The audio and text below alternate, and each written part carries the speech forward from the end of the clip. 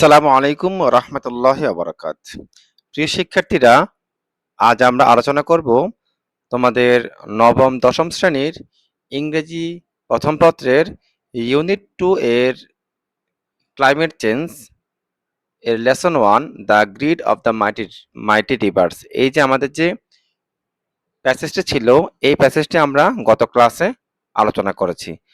আজ আমরা এই প্যাসেজ এর যে এমসিকিউ গুলো আছে এগুলো আমরা আলোচনা করব। তো চলো আলোচনা শুরু করা যাক। Meher's life was very happy before dash. বলতেছে মেহেরজানের জীবন ওয়াজ ছিল, কেমন ছিল? ভেরি হ্যাপি, অনেক সুখী ছিল। বিফোর ড্যাশ, কিসের পূর্বে? দ্য লিবারেশন, মানে মুক্তিযুদ্ধের পূর্বে। The destruction of the river Jamuna, Jamuna নদী ধ্বংসের পূর্বে। নাকি দ্য ভিক্টোরি, বিজয়ের পূর্বে। দ্য ইন্ডিপেন্ডেন্স, স্বাধীনতার পূর্বে। প্রিয় শিক্ষার্থীরা, আমরা জানি যে কি বলতো, the destruction of the river Jamuna, অর্থাৎ যমুনা নদী ভাঙ্গার পূর্বে মেহেরজানের জীবনটা কেমন ছিল? সুখী ছিল। 2 নম্বর প্রশ্ন হচ্ছে, greedy Jamuna is used here to describe the dash. Greedy Jamuna, লোভী যমুনা, প্রমত্ত যমুনা, কেমন? ইউজড, ইজ ইউজড, ব্যবহার করা হয়েছে হেয়ার এখানে, টু ডেসক্রাইব, বর্ণনা করতে, দ্য ড্যাশ, কোন জিনিসটি বর্ণনা করতে এই প্যাসেজটি ব্যবহার করা হয়েছে? ক্রুয়েলটি অফ নেচার, প্রকৃতির নিষ্ঠুরতা বর্ণনা করতে। নাকি ডিমান্ড অফ আ কাস্টমার, ভোক্তার চাহিদা বর্ণনা করতে। নাকি সাপ্লাই অফ আ কাস্টমার, ভোক্তার সরবরাহ বর্ণনা করতে। নাকি help of a customer, consumer, ভোক্তার সাহায্য বর্ণনা করতে। কোনটি হবে প্রিয় শিক্ষার্থীরা? অবশ্যই হবে যে ক্রুয়েলটি অফ নেচার, অর্থাৎ প্রকৃতির নিষ্ঠুরতা বর্ণনা করতে মূলত এই প্যাসেজটি কি করা হয়েছে? বর্ণনা করা হয়েছে। আমরা দেখেছিলাম প্যাসেজে যে মেহেরজানের জীবন খুবই সুখময় ছিল, কিন্তু প্রকৃতির কারণে তার জীবনে দুর্বিষহ নেমে আসে। তো আমরা এই কারণে বলতে পারি যে ক্রুয়েলটি অফ নেচার হবে আমাদের সঠিক উত্তর। আমাদের 3 নাম্বার প্রশ্ন হচ্ছে, Meherjaan is a victim of dash. Meherjaan ড্যাশের শিকার, ভিকটিম মানে শিকার। কিসের শিকার? ড্রট, খরার শিকার। কি বলতো, ফেমাইন, দুর্ভিক্ষের শিকার। রিভার ইরোশন, নদী ভাঙনের শিকার। ক্লাইমেট কি বলতো, সাইক্লোন, ঘূর্ণিঝড়ের শিকার। কোনটা হবে বলতো? রিভার ইরোশন, অর্থাৎ নদী ভাঙনের শিকার। আচ্ছা, দ্য ওয়ার্ড টার্ময়েল ইন্ডিকেটস, এখানে বলা হচ্ছে যে এই যে টার্ময়েল শব্দটি রয়েছে, এই শব্দের দ্বারা ইন্ডিকেটস মানে কি বোঝায়, কি নির্দেশ করে, কেমন? অর্থাৎ এটির সিনোনিম অর্থটা কোনটা? নিচে এখানে আমাদের কয়েকটা অর্থ দিয়ে ওয়ার্ড দেওয়া হয়েছে। এই ওয়ার্ডের মধ্যে কোন শব্দটি টার্ময়েল শব্দটির সিমিলার অর্থ বহন করে? তো আমরা একটু দেখি। এখানে বলতেছে কি বলতো, এজিটেশন, অর্থাৎ অস্থিরতা বা আন্দোলন। রিডাকশন মানে হ্রাস, মানে কম আর কি। কনস্ট্যান্ট, ধ্রুবক বা স্থির। এরপর কি বলতো, রিগিড মানে অনমনীয়। প্রিয় শিক্ষার্থীরা, আমরা জানি যে টার্ময়েল অর্থটা আমাদের কি ছিল বলতো? আমাদের ছিল যে অস্থিরতা, তাই না? তো আমরা এখানে বলতে পারি কি বলতো, এজিটেশন মানে অস্থিরতা। এটার সিমিলার অর্থ বহন করে। আমাদের পরবর্তী প্রশ্ন হচ্ছে, the word shatter means. Shatter এই শব্দটির অর্থটা কি, কেমন? তো শাটার অর্থ কি বলতো? শাটার অর্থ আমরা জানি চূর্ণ বিচূর্ণ করা, চূর্ণ বিচূর্ণ করা, কোনো কিছুকে ধ্বংস করে দেওয়া, কেমন? তো আমরা এখানে বলতে পারি টু ডিস্ট্রয় সামথিং, কোনো কিছু কি করা? ডিস্ট্রয়, ধ্বংস করা। To break something into pieces, to break ভাঙ্গা, সামথিং কোনো কিছু, কোনো কিছুকে ভেঙে ফেলা, ইনটু পিসেস টুকরো টুকরো করে। আর টু ইরেক্ট সামথিং, ইরেক্ট অর্থ কি করা? নির্মাণ করা। কোনো কিছু কি করা, নির্মাণ করা। টু কমপ্লিট সামথিং, কোনো কিছু কি করা, সম্পন্ন করা। প্রিয় শিক্ষার্থীরা, আমরা শাটার অর্থ আমরা জানি যে কি করা, চূর্ণ বিচূর্ণ করা। এক্ষেত্রে আমাদের সঠিক উত্তর হচ্ছে টু ডিস্ট্রয় সামথিং, কোনো কিছু কি করা, ধ্বংস করা। প্রিয় শিক্ষার্থীরা, আমাদের 6 নম্বর প্রশ্ন হচ্ছে the press whispering wind means. Whispering wind এই প্রেসটির অর্থ কি? আমরা আমরা জানি যে হুইসপারিং ওয়াইন্ড অর্থ ছিল আমাদের ফিস ফিস বাতাস, শোঁ শোঁ বাতাস। কেমন? আচ্ছা, অর্থাৎ যে বাতাসটি নদীর ওপার থেকে বয়ে আসে, এমন একটি কি বলতো, বাতাস। আচ্ছা, তার আমরা দেখি এটির সঠিক উত্তর কোনটি। Wind that blows from across the river, the wind বাতাস, দ্যাট ব্লোস যেটি প্রবাহিত হয়, ফ্রম অ্যাক্রস দ্য রিভার, ঠিক আছে, নদীর ওপার থেকে, যে বাতাস নদীর ওপার থেকে বয়ে আসে তাকে আমরা হুইসপারিং ওয়াইন্ড বলতে পারি। এছাড়াও আরো 3টি অপশন রয়েছে, তা হচ্ছে ওয়াইন্ড এমন বাতাস, দ্যাট ব্লোস যেটি প্রবাহিত হয়, উইথ আ হিসিং সাউন্ড, হিসিস শব্দ করে যেই বাতাস বয়ে আসে এটি। Wind that helps someone make a fire, এমন বাতাস যেটি কোনো ব্যক্তিকে আগুন জ্বালাতে কি করে, হেল্প, সাহায্য করে। ওয়াইন্ড এমন বাতাস, দ্যাট ব্লোস যেটি প্রবাহিত হয়, ইন সামার গ্রীষ্মকালে। আচ্ছা, প্রিয় প্রিয় শিক্ষার্থীরা, আমাদের সঠিক উত্তর হচ্ছে যে যেই বাতাস হিসিস করে বয়ে আসে ওই বাতাসকে আমরা বলবো কি বলতো, হুইসপারিং ওয়াইন্ড। অর্থাৎ যেই বাতাস শো শো শব্দ করে বয়ে আসে আমরা তাকে বলতে পারি কি বলতো, হুইসপারিং ওয়াইন্ড। অর্থাৎ আমাদের উত্তর হচ্ছে কি বলতো, wind that blows with a hissing sound, অর্থাৎ যেই বাতাসটি হিসিস শব্দ করে বয়ে যায়। কেমন? আচ্ছা, আমাদের 7 নম্বর প্রশ্ন হচ্ছে what is the main purpose of the author of the passage. প্যাসেজের লেখকের মূল উদ্দেশ্য কি? মেইন পারপোজ, মেইন মানে মূল, পারপোজ মানে কি, উদ্দেশ্য। প্যাসেজের লেখকের মূল উদ্দেশ্যটা কি ছিল, মানে কেন তিনি এই প্যাসেজ লিখছেন, কি উদ্দেশ্যে তিনি এই প্যাসেজটি লিখেছেন। আচ্ছা, তো দেখো এখানে আমাদেরকে বলা হচ্ছে to explain the importance of river. Explain ব্যাখ্যা করতে, দ্য ইম্পর্টেন্স মানে গুরুত্ব, অফ রিভার নদীর গুরুত্ব ব্যাখ্যা করতে আমাদেরকে লেখক এই প্যাসেজটি লিখেছেন। Two describe the impact of monsoon, অর্থাৎ বর্ষার প্রভাব, ইম্প্যাক্ট মানে কি বলতো, প্রভাব, বর্ষার প্রভাবকে কি করতে, বর্ণনা করতে এই প্যাসেজটি লেখা হয়েছে। To describe the effect of river erosion, নদী ভাঙ্গনের প্রভাব এই কি করতে, বর্ণনা করতে। To describe the fate of a woman, describe অর্থ বর্ণনা করা, ফেট মানে ভাগ্য বা পরিণতি, ওমেন মানে মহিলার, একজন মহিলার পরিণতি কি করতে, বর্ণনা করতে। প্রিয় শিক্ষার্থীরা, আমরা জানি যে এই প্যাসেজটি হচ্ছে একটি নদী ভাঙ্গন সম্পর্কে। তাহলে তাহলে আমাদের সঠিক উত্তর হবে যে to explain the importance of river, যে নদীর গুরুত্ব বর্ণনা করতে। আচ্ছা, প্রিয় শিক্ষার্থীরা, আমাদের পরবর্তী প্রশ্ন হচ্ছে Meherjaan is living dash in her makeshift house now.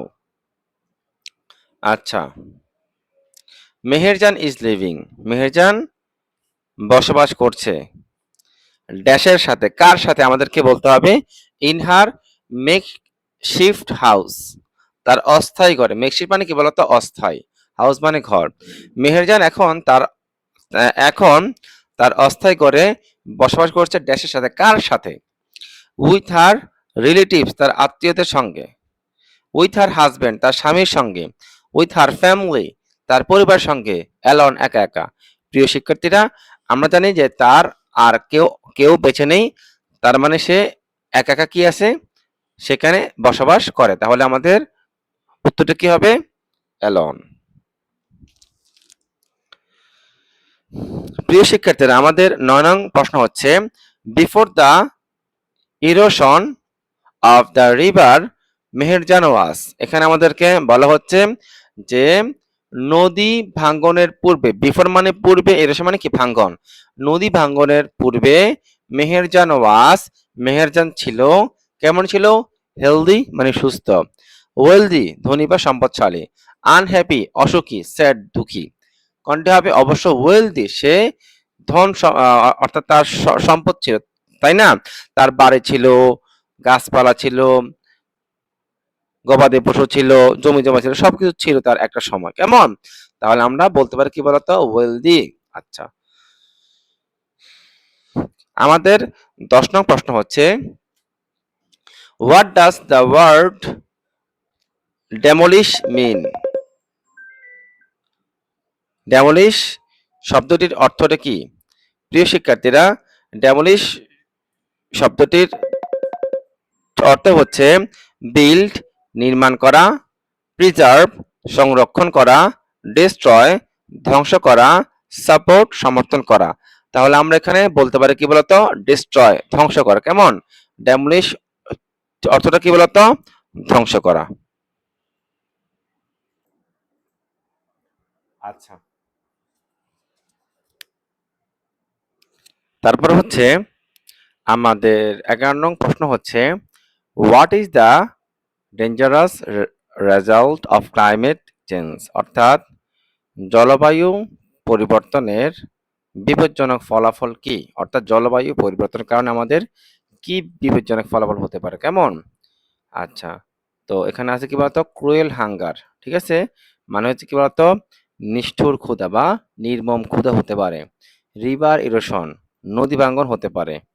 আচ্ছা, ল্যান্ডেড প্রপার্টি, ল্যান্ডেড প্রপার্টি কেমন? অর্থাৎ জমি সম্পত্তি হতে পারে।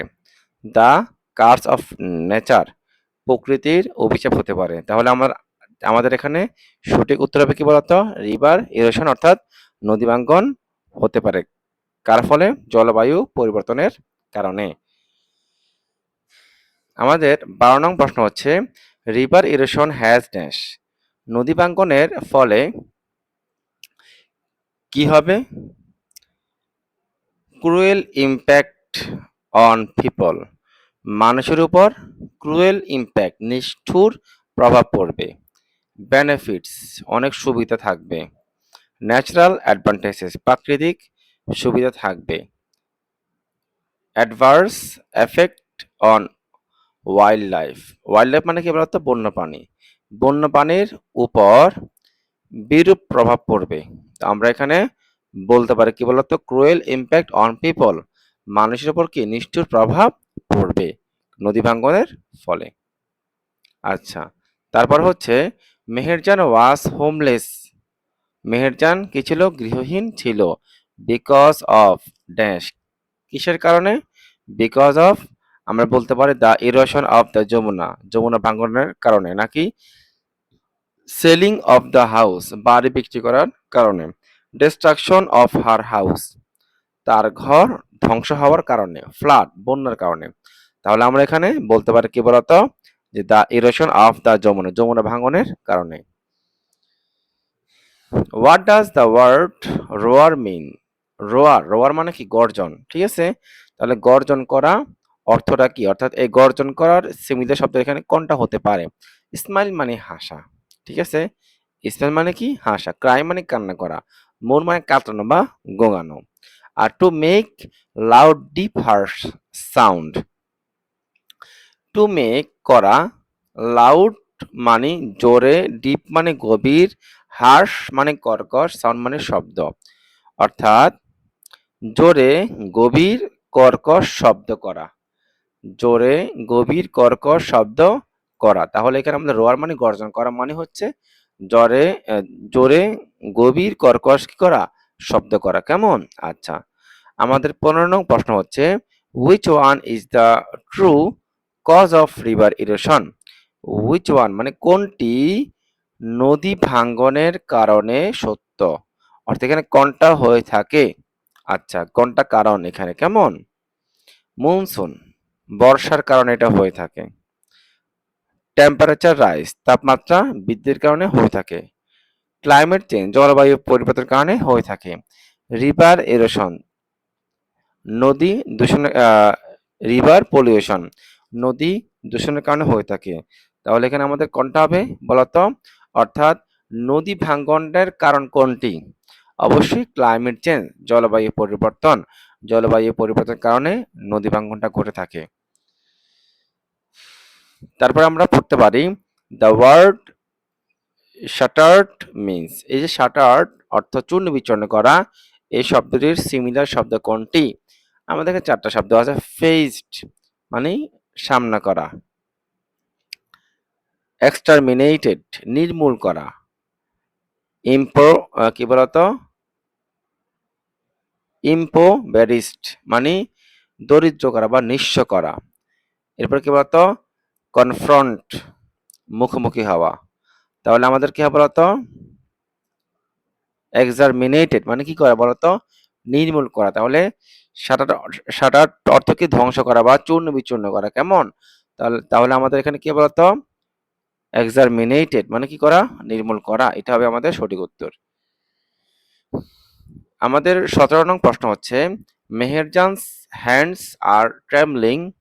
মেহেরজানের হাত কাঁপছে বিকজ ড্যাশ কিসের কারণে কাঁপছে? শি ইজ টায়ার্ড কারণ সে ক্লান্ত। শি ইজ এক্সস্টেড কারণ সে খুবই ক্লান্ত। শি ইজ ফ্রাইটেন কারণ সে ভয় পেয়েছে। শি ইজ ফিবল কারণ সে দুর্বল। তাহলে এখানে মূল কি বলতো শি ইজ ফিবল সে কি দুর্বল, এই কারণে সে তার হাত কি করছে কাঁপছে। প্রিয় শিক্ষার্থীরা আমাদের 18 নং প্রশ্ন হচ্ছে river erosion is the effect of dash. নদী ভাঙ্গন ড্যাশের প্রভাব কিসের প্রভাব? ক্লাইমেট চেঞ্জ জলবায়ু পরিবর্তনের প্রভাব, এনভায়রনমেন্ট পলিউশন পরিবেশ দূষণের প্রভাব, ন্যাচারাল ডিজাস্টার প্রাকৃতিক দুর্যোগের প্রভাব, সাইক্লোন ঘূর্ণিঝড়ের প্রভাব। প্রিয় শিক্ষার্থীরা আমাদের উত্তরটা কি হবে বলতো ক্লাইমেট চেঞ্জ মানে কি জলবায়ু পরিবর্তনের প্রভাব অর্থাৎ জলবায়ু পরিবর্তনের কারণে আমাদের নদী ভাঙ্গন হয়ে থাকে। তারপর আমরা বলতে পারি দ্য ড্যান্সিং ফ্লেমস অগ্নিশিখার নাচানাচি রিমাইন্ড মনে করিয়ে দেয় মেহেরজানকে of the turmoil in her life তার জীবনের অশান্তিকে কি করিয়ে দেয় মনে করিয়ে দেয়। হিয়ার ড্যান্সিং মিন্স এখানে ড্যান্সিং শব্দটির অর্থটা কি? জাম্পিং লাফানো, আনস্টেবল অস্থির, গ্লিটারিং চকচকে, ব্রাইট উজ্জ্বল। প্রিয় শিক্ষার্থীরা আমরা এখানে বলতে পারি কি বলতো আনস্টেবল অর্থাৎ কি বলতো অস্থির। রিভার ব্যাংকস ইরোড নদীর তীর ভাঙে কখন ভাঙে? থ্রু আউট দ্য ইয়ার সারা বছর, ইন ওয়ান সিজন এক মৌসুমে, ইন টু সিজনস দুই মৌসুমে, ইন থ্রি সিজনস তিন মৌসুমে। প্রিয় শিক্ষার্থীরা আমাদের সঠিক উত্তর হচ্ছে ইন ওয়ান সিজন অর্থাৎ আমাদের শুধুমাত্র বর্ষাকালে আমাদের কি হয় বলতো নদী ভাঙ্গন হয় অর্থাৎ ইন দ্য মনসুন। কেমন? বর্ষাকালে। Before the erosion of the river নদী ভাঙ্গনের পূর্বে মেহেরজান ছিল কেমন ছিল? ওয়েল অফ সচ্ছল, স্যাড দুঃখী, আনহ্যাপি অসুখী, হেলদি সুস্থ। প্রিয় শিক্ষার্থীরা আমাদের কি বলতো ওয়েল অফ অর্থাৎ সে কি ছিল বলতো সচ্ছল ছিল। What does the expression the turmoil in her life mean? অর্থাৎ তার জীবনের অশান্তি অস্থিরতা এই কথা দ্বারা হোয়াট মিন মানে কি বোঝানো হয়েছে? দ্য প্লেজার অফ লাইফ জীবনের আনন্দকে বোঝানো হয়েছে। The thunder storm in her life তার জীবনে ঝড়কে বোঝানো হয়েছে। The Pence and pains of her life তার জীবনের যন্ত্রণা ও কষ্টকে বোঝানো হয়েছে। The dreams of her life তার জীবনের স্বপ্নকে বোঝানো হয়েছে। প্রিয় শিক্ষার্থীরা আমাদের এখানে কোনটা হবে বলতো অবশ্যই আমাদের 3 নাম্বারটা উত্তর হবে অর্থাৎ the Pence and pains of her life তার জীবনের যন্ত্রণা ও কষ্টকে বোঝানো হয়েছে। প্রিয় শিক্ষার্থীরা আমাদের 23 নং প্রশ্ন হচ্ছে যে dancing of the flame means. The dancing of the flames অগ্নিশিখার নাচানাচি মিন্স এই কথা দ্বারা বোঝানো হয়েছে a traditional form of folk dance লোকনৃত্যের একটি ঐতিহ্যবাহী রূপ। A flame that makes people dance around it. A flame একটি অগ্নিশিখা দ্যাট যেটি মেক্স পিপল ড্যান্স, মানুষকে নাচায়, অ্যারাউন্ড ইট, এর চারপাশে মানুষকে নাচায়। ইনস্টেবিলিটি অফ ফ্লেম, অগ্নিশিখার অস্থিরতা। আ ফ্লেম, একটি শিখা, মেড বাই পিপল, যেটি মানুষ তৈরি করে, টু রিমেম্বার দেয়ার পাস্ট, তাদের অতীতকে স্মরণ করার জন্য। তো শিক্ষার্থীরা আমাদের সঠিক উত্তর হবে ইনস্টেবিলিটি অফ ফ্লেম, অর্থাৎ শিখার অস্থিরতা। আমাদের 24 নম্বর প্রশ্ন হচ্ছে, মেহেরজান চেষ্টা করে, টু মেক ফায়ার, আগুন জ্বালাতে, টু ড্যাশ, কিসের জন্য আগুন জ্বালাতে চেষ্টা করে? ওয়ার্ম হারসেলফ, নিজেকে গরম রাখতে। কুক ডেইস মিল, দিনের খাবার রান্না করতে। মেক টি, চা বানাতে। মেক নাইটস মিল, রাতের খাবার বানাতে। প্রিয় শিক্ষার্থীরা, আমরা অবশ্যই জানি যে কি কুক ডেইস মিলস, দিনের একমাত্র খাবার রান্না করতে সে আগুন জ্বালানোর কি করে, চেষ্টা করে। Dash has made Meherjan's life miserable, কোন জিনিসটি মেহেরজানকে মেহেরজানের জীবনকে দুর্বিষহ করেছে? কোন জিনিসটি? ওল্ড এজ, বার্ধক্য। সিকনেস, অসুস্থতা। রিভার ইরোশন, নদী ভাঙ্গন। ফ্রাস্ট্রেশন, হতাশা। অবশ্যই আমরা জানি নদী ভাঙ্গনের কারণে তার জীবনে যত দুঃখ দুর্দশা আসছে, সবকিছু আসছে কিসের কারণে? নদী ভাঙ্গনের কারণে। আমাদের 26 নম্বর প্রশ্ন হচ্ছে, হাউ ওল্ড ইজ মেহেরজান, মেহেরজানের বয়স কত? Below 40, below 45, below 50, above 50। অবশ্যই আমরা জানি কি বলতো, বিলো 45 অর্থাৎ 45 বছরের নিচে, যদিও তাকে দেখতে তার অধিক দেখা যায়, তার বয়সটা তার বেশি বোঝা যায়। What are the rivers mention in the passage? আচ্ছা, what are the rivers mention, অর্থাৎ প্যাসেজে কোন নদীর কথা কি করা হয়েছে, উল্লেখ করা হয়েছে?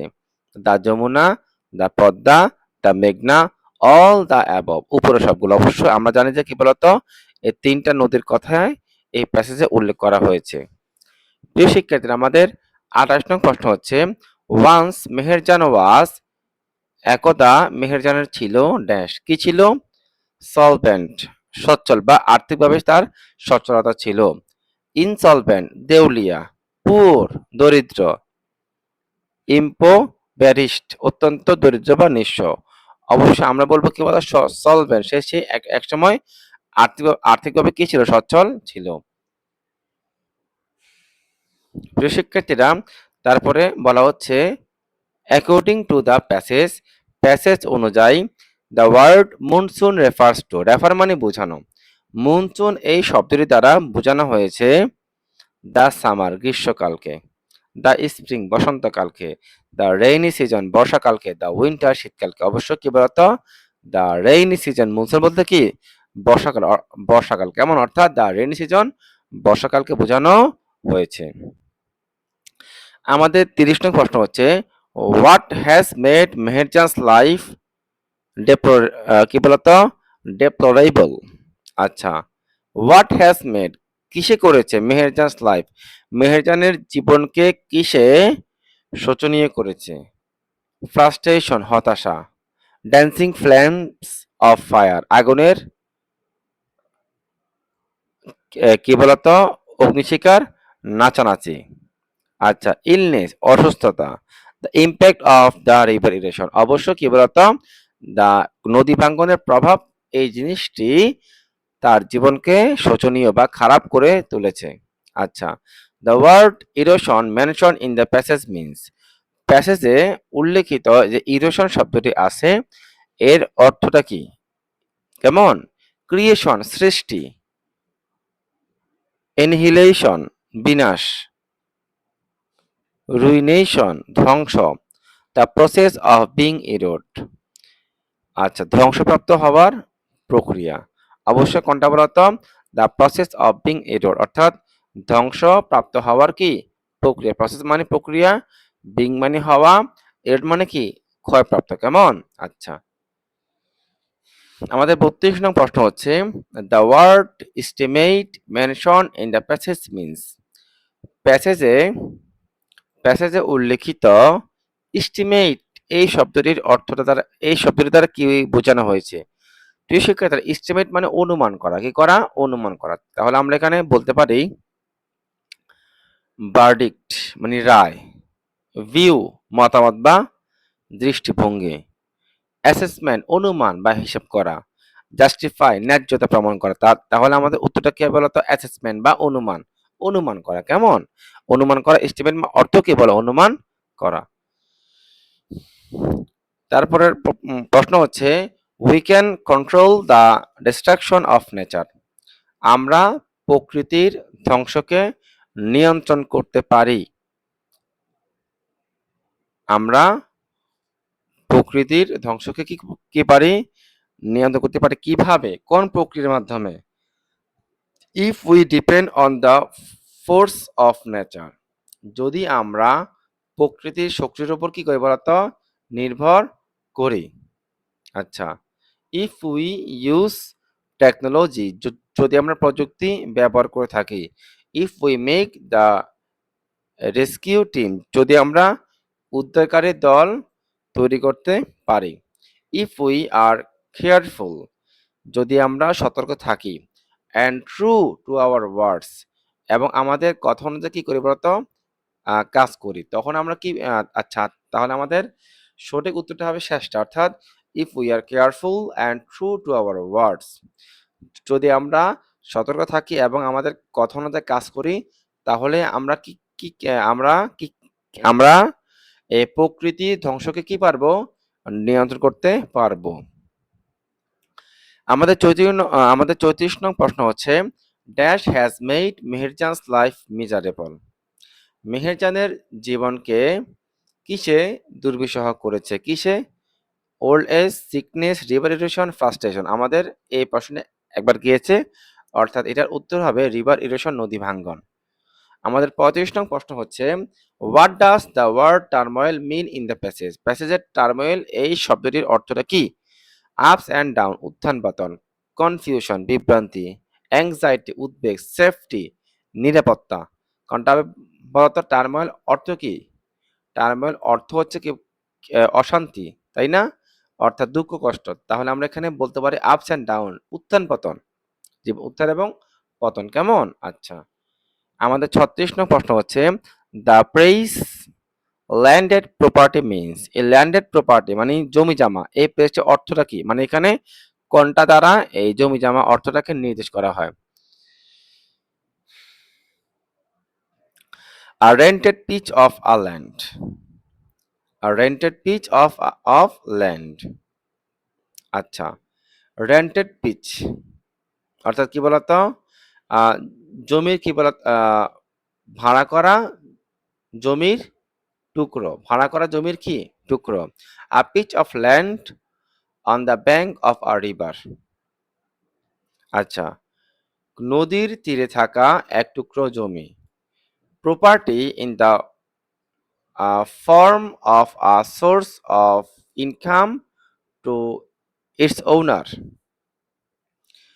মালিকদের আয়ের উৎস হিসাবে সম্পত্তি। Property used only as an agricultural farm. আচ্ছা, শুধু কৃষি খামারে ব্যবহৃত সম্পত্তি। তো আমাদের সঠিক উত্তরটি কি হবে বলতো? Property in the form of a source of income to its owner, মালিকের আয়ের উৎস হিসাবে সম্পত্তি। আচ্ছা, আমাদের এমসিকিউর শেষ যে প্রশ্নটি তা হচ্ছে, over the years means. Over the years এই প্রেসটির অর্থ কি? আমরা জানি ওভার দ্য ইয়ার্স অর্থ হচ্ছে সময়ের সাথে সাথে। তাহলে আমাদের এখানে কোনটা হবে? ইভেনচুয়ালি মানে অবশেষে, কনসিকুয়েন্টলি মানে ফলস্বরূপ, over the passage of time মানে সময়ের সাথে সাথে, স্লোলি ধীরে ধীরে। তাহলে আমাদের সঠিক উত্তর হবে over the passage of time সময়ের সাথে সাথে। প্রিয় শিক্ষার্থীরা, আমরা আগামী ভিডিওতে পরবর্তী ভিডিওতে আমরা প্রশ্নগুলো কি করব? আলোচনা করব।